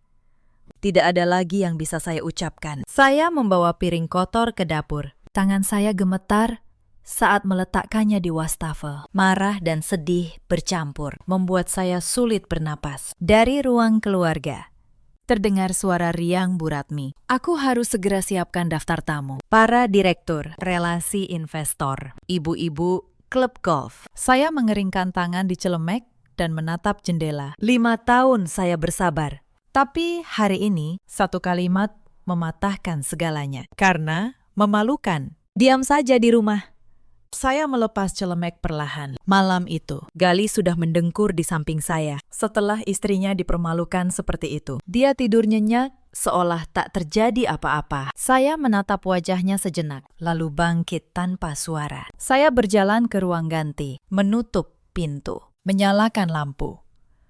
Di ujung lemari, di tempat yang tak pernah dilihat siapapun di rumah ini, saya merogoh ke dalam. Sebuah sarung pakaian hitam ada di tangan saya. Saat resletingnya kubuka, muncul blazer biru tua, dijahit tangan oleh penjahit ternama. Setiap garis bahu, setiap jahitan sempurna. Pakaian ini lebih mahal daripada semua tas bermerek yang dikoleksi Bu Ratmi. Dari saku blazer, saya mengeluarkan sebuah kartu. Renata Saraswati, General Manager Keuangan, Senandika Raya Group. Di foto, saya tampak rapi dengan senyum percaya diri. Sosok yang sangat berbeda dari menantu yang tiap pagi memasak dengan celemek. Keluarga Wibawa tidak pernah bermimpi bahwa saya, yang mereka anggap petugas kebersihan, sebenarnya adalah General Manager Keuangan di hotel itu. Bukan hanya hotel. Saya memimpin seluruh keuangan grup yang menaungi jaringan hotel, mall, dan properti. Saya memulai karir sebagai staf biasa. Kini, saya pimpinan keuangan tertinggi di usia 36 tahun. Karir yang saya bangun dengan begadang menyusun laporan, mengikuti pelatihan di luar negeri, mengaudit ratusan miliar arus kas. Bukan sesuatu yang saya dapat dengan mudah. Dan ada satu hal lagi. Ibu saya, Bu Maharani, yang oleh keluarga Wibawa dihina sebagai petani tua dari desa. Sebenarnya beliau adalah pendiri sekaligus pemegang saham utama Senandika Group, konglomerat yang menaungi hotel, mall, properti, dan satu lini lagi, lengan keuangan yang menyalurkan dana ke perusahaan-perusahaan menengah yang dianggap berpotensi. Dibandingkan Senandika Group, CV Wibawa Karya bahkan tidak sebanding dengan debu. Tentu saja, saya tidak akan berbohong. Posisi saya memang terbantu nama ibu. Tapi, seumur hidup, ibu dikelilingi orang yang hanya mengincar uangnya. Pengkhianatan teman, pria yang mendekat karena harta, kerabat yang mengincar warisan. Karena itu, untuk pernikahan saya, beliau menyembunyikan identitasnya. Carilah pria yang mencintaimu apa adanya. Nah, bukan karena kamu putri keluarga kaya. Itu harapan ibu. Melihat keadaan saya sekarang, sepertinya harapan itu tidak terwujud. Saya mengambil ponsel dan menelpon ibu. Belum 2 kali berdering. Beliau menjawab, "Renata, ada apa malam-malam begini?" Suara ibu bukan suara nenek desa. Itu suara dalam dan berwibawa. Suara pemimpin perusahaan berpengalaman puluhan tahun. "Ibu, mertua saya akan mengadakan peluncuran Wibawa Tower di Hotel Senandika Raya." Suara ibu berhenti sejenak. "Di hotel kita?" "Iya." Beliau menyewa Grand Ballroom. Saya menarik napas. "Tapi saya tidak boleh datang. Tidak boleh masuk kerja hari itu." Katanya beliau malu kalau karyawan menyapa saya dan tamu jadi tahu. Saya disuruh diam di rumah karena memalukan. Saya juga tidak boleh mengundang ibu. Katanya orang desa hanya merusak suasana. Di seberang, saya bisa merasakan napas ibu menjadi berat. Hening sejenak. Lalu ibu berkata pelan, "Renata, apa rencanamu?" Saya menggenggam erat kartu identitas saya. 5 tahun setiap subuh saya memasat, menahan hinaan dengan senyum. Memendam sendiri sikap acuh suami saya. Saya selalu meyakinkan diri, suatu hari akan ada perubahan. Tapi hari ini, kalimat "karena memalukan", diam saja di rumah, menghancurkan semua kesabaran saya. Saya akan masuk kerja di hari peluncuran itu. "Bu," suara saya berubah. Tidak ada lagi keraguan. Seorang general manager keuangan tidak mungkin meninggalkan acara VIP, kan? Apalagi acara yang dananya menarik untuk saya tinjau. Di seberang, terdengar tawa lirih ibu. "Bagus, memang harus begitu." Saya menatap pantulan diri di cermin. Sudah saatnya mengakhiri sandiwara 5 tahun ini. "Baiklah, Renata." Suara ibu makin dalam. Ibu juga akan bersiap. Dan satu lagi, sebelum tidur, periksa kembali map coklat di brankas kantormu yang berisi laporan investor anonim CV Wibawa Karya. "Ibu rasa kamu akan butuh itu besok." Telepon ditutup. Saya terdiam. Map coklat, laporan investor anonim. Tangan saya dingin. Selama 2 tahun, saya selalu merasa ada yang janggal. 80 miliar masuk ke perusahaan kecil tanpa sumber jelas. Sebagai orang keuangan, naluri saya selalu terganggu. Tapi saya tidak pernah menghubungkannya dengan rumah saya sendiri sampai malam ini. Saya menggantungkan blazer di samping tempat tidur. Besok pagi, saya akan mengenakannya untuk bekerja. Akan saya tunjukkan pada mereka siapa sebenarnya menantu petugas kebersihan yang selama ini mereka remehkan. Dan malam itu mereka tidur nyenyak, tanpa tahu apa yang sudah menunggu di pagi hari. Pagi di hari peluncuran. Keluarga Wibawa berangkat lebih awal. Bu Ratmi pergi ke salon sejak subuh. Pak Hendra dan Galih menyusul ke hotel untuk persiapan. Tidak ada yang berpamitan pada saya. Tentu saja, hari ini saya adalah orang yang tidak ada. Setelah pintu depan tertutup, saya masuk ke ruang ganti. Saya melepas celemek, mengambil blazer biru tua, mengancingkan blus satu persatu, lalu berdiri di depan cermin. Ada orang asing di sana? Bukan, ini bukan orang asing. Inilah diri saya yang sebenarnya. Renata Saraswati yang asli, yang saya sembunyikan 5 tahun. Bukan lagi menantu yang selalu menunduk dan berkata maaf. Saya duduk di meja rias. Wajah yang biasanya hanya disapu pelembab tipis, kini dilapisi riasan rapi. Saya pertegas garis mata, sapukan gincu merah terang. Warna yang pasti akan dikomentari Bu Ratmi. Menantu kok dandanannya menor. Rambut yang biasanya disanggul seadanya, hari ini ditata sempurna. Penampilan saya di cermin perlahan berubah menjadi seorang pimpinan. Terakhir, saya kalungkan kartu identitas. Renata Saraswati, General Manager Keuangan, Senandika Raya Group. Sebelum keluar, saya membuka brankas kecil di ruang ganti. Map coklat itu sudah saya pindahkan dari kantor semalam. Saya buka sekali lagi. Di dalamnya rekening koran, jejak audit, dan dokumen penyaluran dana investor anonim ke CV Wibawa Karya. 80 miliar. Dan 1 lembar yang membuat tangan saya berhenti. Dana itu bukan investasi murni. Itu pinjaman modal kerja bersyarat. Disalurkan melalui lengan keuangan grup. Dengan klausul jelas. Dana wajib digunakan untuk pengembangan proyek. Dilaporkan tiap kuartal dan diaudit. Tapi laporan kuartalan CV Wibawa Karya kosong. Tidak ada perkembangan proyek. Yang ada hanya jejak penarikan untuk apartemen Pondok Indah, mobil Eropa, keanggotaan golf, dan tas bermerek. Mereka memakai dana proyek untuk gaya hidup pribadi. Itu bukan sekedar boros, itu penyalahgunaan dana dan penanggung jawab audit lini keuangan grup. Yang seharusnya meninjau ini sejak awal adalah saya. Saya tidak pernah tahu nama investor anonim itu adalah grup tempat saya bekerja, karena penyalurannya lewat entitas terpisah. Dan nama CV Wibawa Karya tidak pernah disebut di rumah dengan istilah resmi. Ibu sebagai pemilik pasti tahu sejak awal. Beliau membiarkan saya menemukannya sendiri. Saya tutup map itu.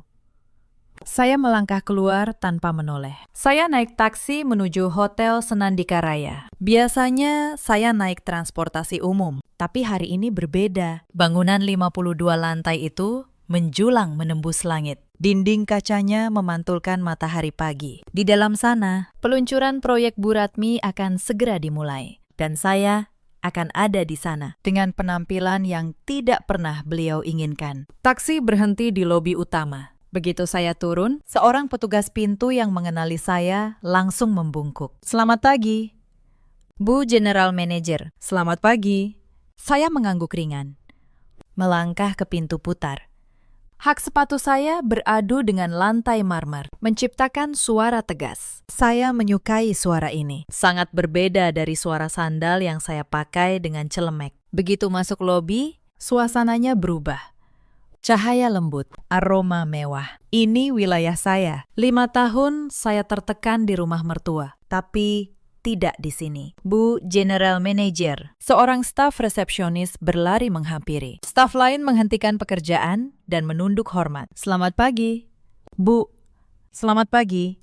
Saya menjawab dengan senyum tenang. Bagaimana persiapan Grand Ballroom hari ini? Siap. Bu, semua sesuai jadwal. Tim catering sudah siaga. Bagus. Saya melintasi lobi. Para staf berbaris memberi salam. Pak Budi dari tim manajemen menghampiri hati-hati. Hari ini Ibu mengawasi langsung. Tentu. Ini acara VIP. Dan kebetulan saya menatapnya tenang. Ini peluncuran proyek keluarga mertua saya. Mata Pak Budi membelalak. Jadi, Atur jalur saya agar tidak berpapasan dengan tamu dulu. Saya ingin mengamati dan tolong siapkan tim audit internal untuk siaga. Saya akan butuh mereka siang ini. Siap. Bu. Pak Budi membungkuk. Saya naik lift khusus. Ponsel saya berdering. Dari Ibu.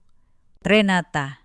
Ibu sudah sampai, bisa ke ruang direktur utama. Saya berbalik arah. Naik lift pimpinan ke lantai teratas. Pintu terbuka, menampilkan koridor luas. Di ujungnya, pintu bertuliskan ruang direktur utama. Saya menarik napas, membuka pintu. Sudah datang, putriku. Ibu berdiri di dekat jendela, menoleh, tersenyum. Napas saya tertahan. Penampilan beliau jauh berbeda dari yang biasa saya lihat di desa. Sepatu bot karet berganti sepatu kulit mengkilap. Celana sederhana berganti setelan abu-abu tua. Rambutnya yang memutih ditata rapi. Di pergelangan tangannya, jam tangan yang belum pernah saya lihat. Wajahnya yang sedikit terbakar matahari masih sama, tapi sorot matanya berbeda. Inilah ibu saya yang sebenarnya, pendiri Senandika Group. Ibu, saya tidak tahu ibu datang langsung. Tentu saja ibu datang. Ibu ingin melihat wajah putri ibu. Beliau memandang Jakarta dari jendela. Di bawah, orang-orang bergerak seperti semut. Acaranya mulai jam 11. Iya, Bu. Ibu menatap saya. Semalam, setelah mendengar ceritamu, ibu tidak bisa tidur. Ibu, saya tidak apa-apa. Saya sudah terbiasa. Hal seperti itu tidak boleh dibiasakan. Beliau menggenggam tangan saya.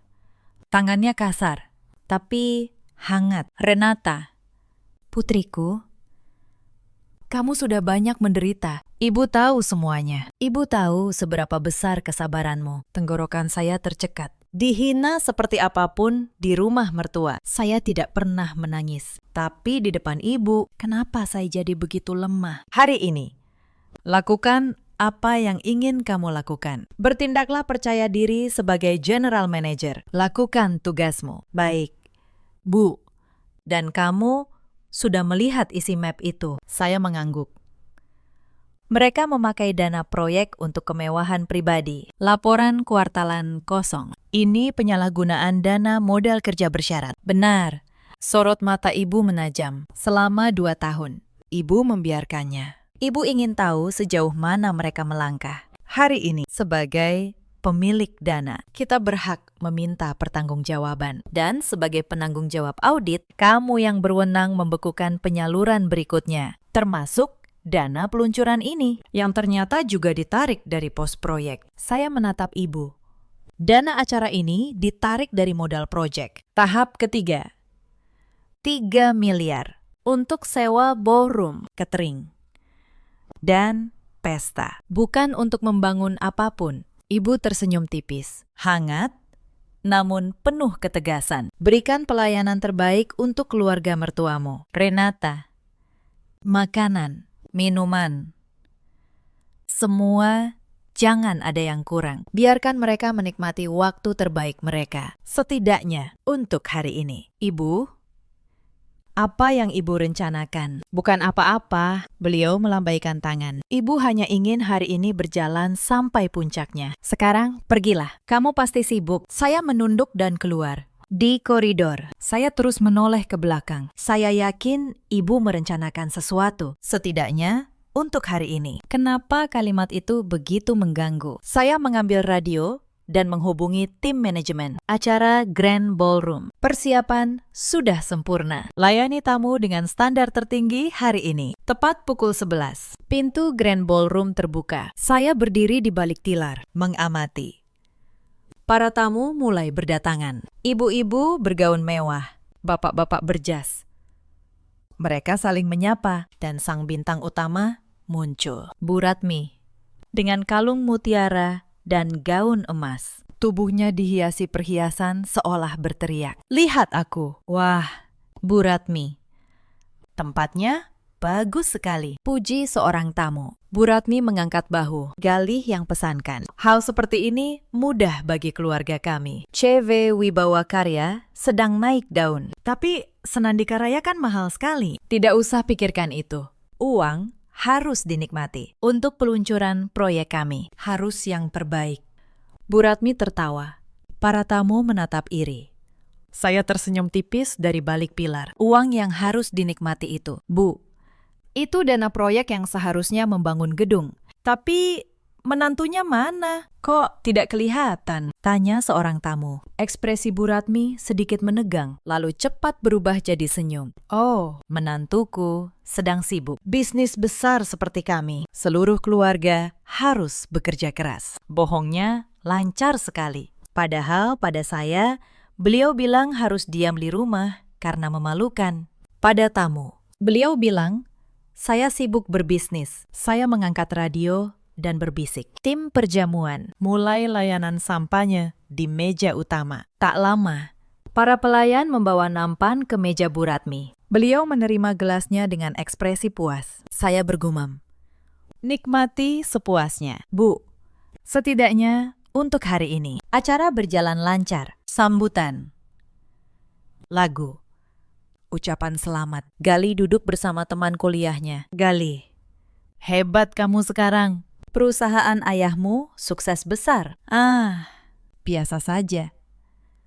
Galih pura-pura merendah, tapi sudut bibirnya terangkat. Istrimu mana? Masa acara penting datang sendiri? Oh, istriku sibuk. Zaman sekarang, istri juga bekerja. Saya mendengar semuanya dari balik pilar. Lalu, saya melangkah keluar. Pak Hendra naik ke panggung untuk pidato peluncuran. Hadirin yang terhormat, hari ini kami meluncurkan proyek kebanggaan kami, Wibawa Tower, sebuah mahakarya yang didukung kepercayaan investor besar. Saat itulah lampu ballroom meredup sejenak. Layar besar di belakang panggung, yang seharusnya menampilkan desain gedung, justru menampilkan sesuatu yang lain. Sebuah dokumen, rekening koran, jejak penarikan dana. Pak Hendra terdiam di mikrofon. Apa ini?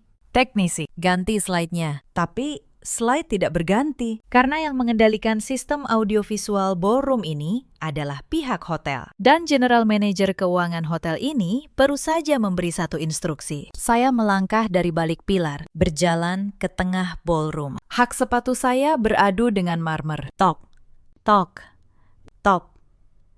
Para tamu menoleh. Bu Ratmi, yang sedang tertawa, membeku saat melihat saya. Renata, suaranya tercekat.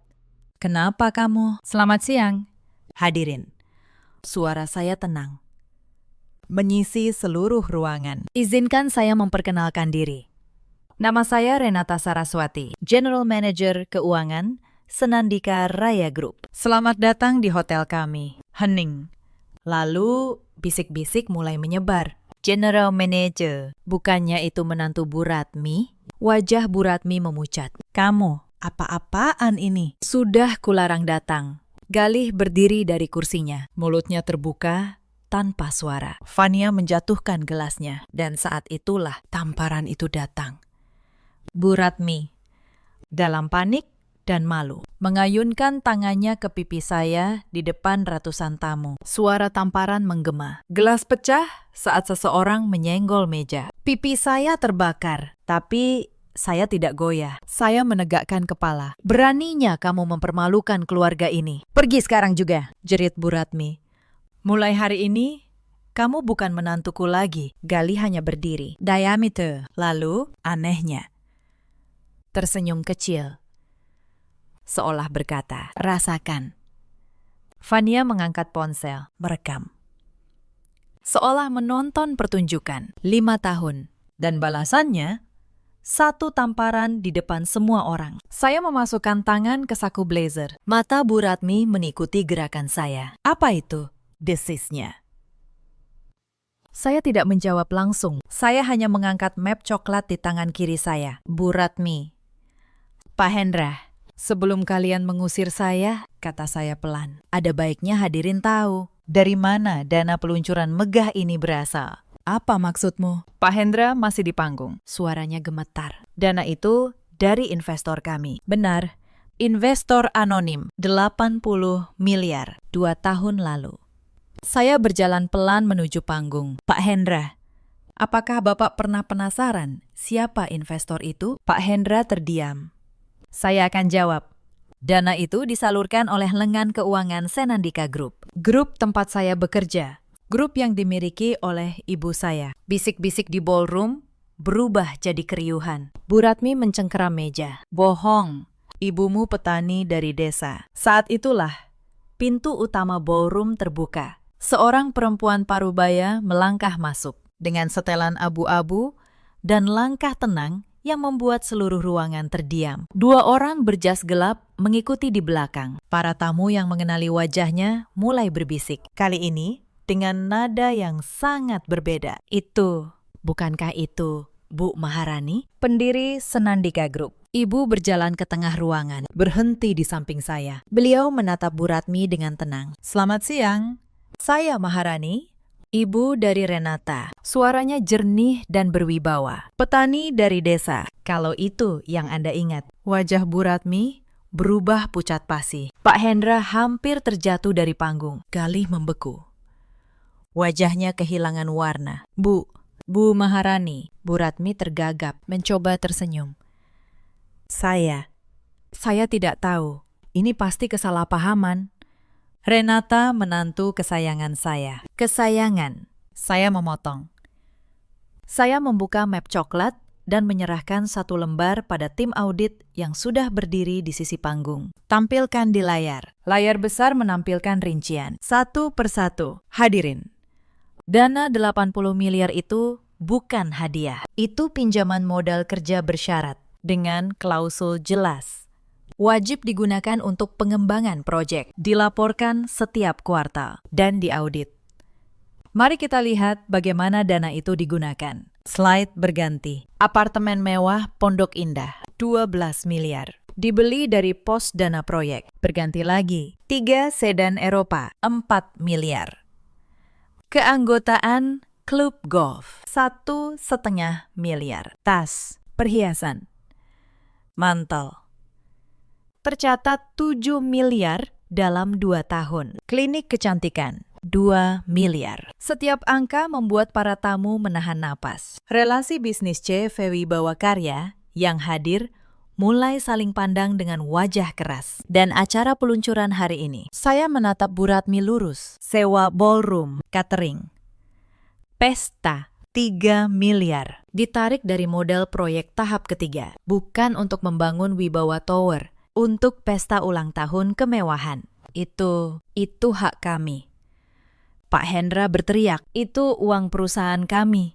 Bukan, Pakistan, suara ibu dingin. Itu uang yang dipinjamkan dengan syarat. Dan setiap rupiah yang Anda pakai di luar peruntukan adalah penyalahgunaan dana. Laporan kuartalan Anda kosong selama 2 tahun. Tidak ada proyek yang dibangun. Wibawa Tower yang Anda luncurkan hari ini bahkan belum punya izin pembangunan. Saya sudah memeriksanya pagi ini. Keriuhan meledak. Para investor dan relasi bisnis berdiri. Beberapa langsung mengangkat telepon. Reputasi CV Wibawa Karya runtuh dalam hitungan menit. Di depan mata semua orang yang seharusnya terkesan. Sebagai penanggung jawab audit lini keuangan grup, kata saya, dengan ini, saya membekukan seluruh penyaluran dana ke CV Wibawa Karya, terhitung sejak hari ini. Tim hukum kami akan menghubungi Anda untuk proses pengembalian dana yang disalahgunakan. Dan untuk acara hari ini, saya menoleh ke Pak Budi. Tagihan acara ini tidak lagi dibebankan ke pos investor. Akan ditagihkan langsung ke rekening pribadi keluarga Wibawa. Tolong siapkan invoice-nya. Bu Ratmi terhuyung. Gaun emasnya, perhiasannya. Semua kemewahan yang ia banggakan kini terasa seperti olok-olok atas dirinya sendiri. Renata, suara Galih akhirnya keluar. Gemetar. Sayang, tunggu. Kita bisa bicara. Kamu istriku, saya menatapnya. Pria yang 5 tahun saya layani, yang tersenyum saat ibunya menampar saya. Galih, saat ibumu menampar saya tadi, kamu tersenyum. Saya melihatnya, dia terdiam. Selama 5 tahun, setiap kali keluargamu menghina saya, kamu hanya menyuruh saya bersabar. Setiap kali saya memohon kamu membela saya, kamu memilih diam. Kamu bukan tidak bisa memihak, kamu memilih untuk tidak pernah memihak saya. Suara saya tenang. Tanpa amarah. Saya tidak datang ke sini untuk balas dendam padamu. Galih, Saya datang untuk berhenti menunggu seorang pria yang tidak pernah datang. Saya mengeluarkan amplop dari dalam map. Di dalamnya, surat gugatan cerai yang sudah saya siapkan semalam. Tim hukum saya akan mengurus sisanya. Kamu akan mendapat apa yang menjadi hakmu menurut hukum. Tidak lebih, tidak kurang. Vanya, yang sedari tadi merekam, kini menurunkan ponselnya. Wajahnya pucat. Mbak Renata, aku. Aku cuma bercanda waktu itu, Vanya. Saya menatapnya. Kamu pernah bilang pada temanmu bahwa level keluargaku beda. Kamu benar. Memang beda, hanya saja arahnya tidak seperti yang kamu kira. Ibu meletakkan tangan di bahu saya. Cukup. Renata. Mereka sudah mengerti.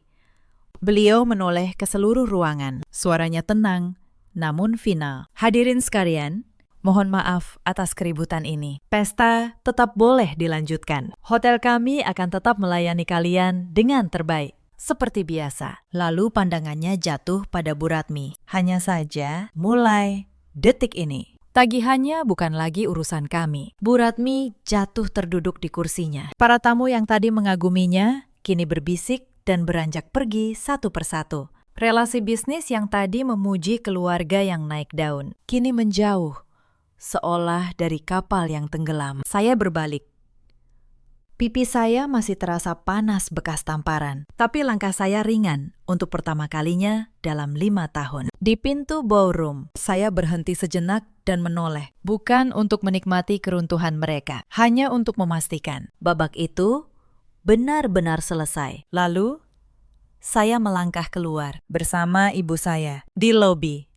Sinar matahari sore menembus dinding kaca. Ibu dan saya duduk di lounge eksekutif lantai atas, menghadap kota Jakarta yang membentang di bawah. Pipimu, kata ibu, menyentuh wajah saya dengan lembut. Masih sakit? Tidak apa-apa, Bu. Justru rasanya lega. Ibu tersenyum. Ibu minta maaf. Renata. Ibu menyembunyikan identitas demi melindungimu dari orang-orang yang hanya mengincar harta. Tapi ibu tidak menyangka, itu malah membuatmu menderita selama 5 tahun. Bukan salah ibu. Saya menggeleng. Saya yang terlalu lama bertahan. Saya pikir kesabaran akan dibalas dengan penerimaan. Ternyata ada orang yang membaca kesabaran sebagai kelemahan. Itu pelajaran yang mahal. Ibu menggenggam tangan saya. Tapi kamu sudah belajar dan kamu berhenti di waktu yang tepat. Saya menatap keluar jendela. Di bawah sana, para tamu mulai meninggalkan hotel. Mobil-mobil mewah keluar dari pelataran. Pesta yang seharusnya jadi puncak kebanggaan keluarga Wibawa berakhir menjadi puncak keruntuhan mereka. 3 hari kemudian, kabar itu sudah menyebar ke seluruh kalangan bisnis. CV Wibawa Karya kehilangan semua relasi. Bank menarik fasilitas kredit mereka. Proyek Wibawa Tower yang tidak pernah punya izin dibatalkan sebelum sempat dimulai. Tim hukum kami memproses pengembalian dana. Apartemen Pondok Indah disita untuk menutup sebagian kewajiban. Mobil-mobil Eropa dijual. Perhiasan dan tas bermerek Bu Ratmi yang dibeli dari uang pinjaman ikut dilelang. Keluarga Wibawa kembali ke rumah sederhana di Bekasi. Rumah yang dulu mereka tinggalkan dengan bangga. Saya mendengar kabar mereka dari pengacara. Bu Ratmi tidak lagi pergi ke salon atau arisan. Pak Hendra, yang dulu berdasi setiap pagi, kembali mencari pekerjaan sebagai pengawas proyek kecil. Vanya, yang dulu rutin ke klinik kecantikan, kini tinggal di kamar sempit dan jarang keluar. Dan Gali, proses perceraian kami berjalan cepat. Dia tidak melawan. Mungkin dia tahu tidak ada yang bisa ia perjuangkan. Dia mendapat bagian yang menjadi haknya menurut hukum, tidak lebih. Di hari penandatanganan terakhir, dia mencoba bicara pada saya. Renata, andai aku tahu siapa kamu sebenarnya. Saya menatapnya. Itu masalahnya, Gali. Kamu seharusnya membela saya. Bukan karena aku kaya, tapi karena aku istrimu. Kamu tidak pernah tahu nilai itu. Dan itu bukan kesalahanku. Saya berdiri, menandatangani lembar terakhir, lalu pergi tanpa menoleh. Beberapa bulan kemudian, saya mengunjungi ibu di desa. Beliau memang masih senang berkebun. memakai sepatu bot karet, merawat tanaman di pekarangan. Bagi beliau, itu cara menikmati masa tua, jauh dari hiruk-pikuk yang selama puluhan tahun mengelilinginya. Kami duduk di teras, menikmati ikan goreng, sayur asem, dan sambal terasi buatan ibu. Sederhana, hangat. Bukan wagyu, bukan abalon. Tapi ini makanan yang membuat saya merasa benar-benar di rumah. Untuk pertama kalinya dalam bertahun-tahun. Renata, kata ibu, apa rencanamu sekarang? Saya akan terus bekerja, Bu. Bukan untuk membuktikan apapun pada siapapun. Hanya karena saya menyukainya. Karena itu milik saya, yang saya bangun sendiri. Ibu mengangguk, tersenyum bangga. Bagus, itu putri ibu. Sore itu, angin desa berhembus pelan. Saya menatap ladang hijau di kejauhan, dan untuk pertama kalinya, saya merasa ringan sepenuhnya. 5 tahun saya menunduk di rumah yang bukan rumah saya, tapi sekarang saya berdiri tegak. Bukan karena identitas ibu, bukan karena jabatan saya, tapi karena saya akhirnya berhenti memohon untuk diterima oleh orang yang tidak pernah menghargai saya. Cerita ini mengajarkan satu hal. Jangan pernah menilai seseorang dari penampilan atau pekerjaannya. Dan jangan pernah meremehkan orang yang sedang bersabar. Karena kesabaran bukan kelemahan. Kesabaran adalah orang yang sedang memilih kapan harus berhenti. Di luar sana, ada banyak perempuan seperti saya dulu, yang bangun setiap subuh, melayani keluarga yang tidak pernah menganggapnya keluarga, yang menelan hinaan demi sebuah harapan bahwa suatu hari mereka akan diterima. Jika kalian salah satunya, dengarkan saya. Penerimaan tidak datang dari mengecilkan diri. Harga diri kalian bukan sesuatu yang harus dinegosiasikan demi dicintai.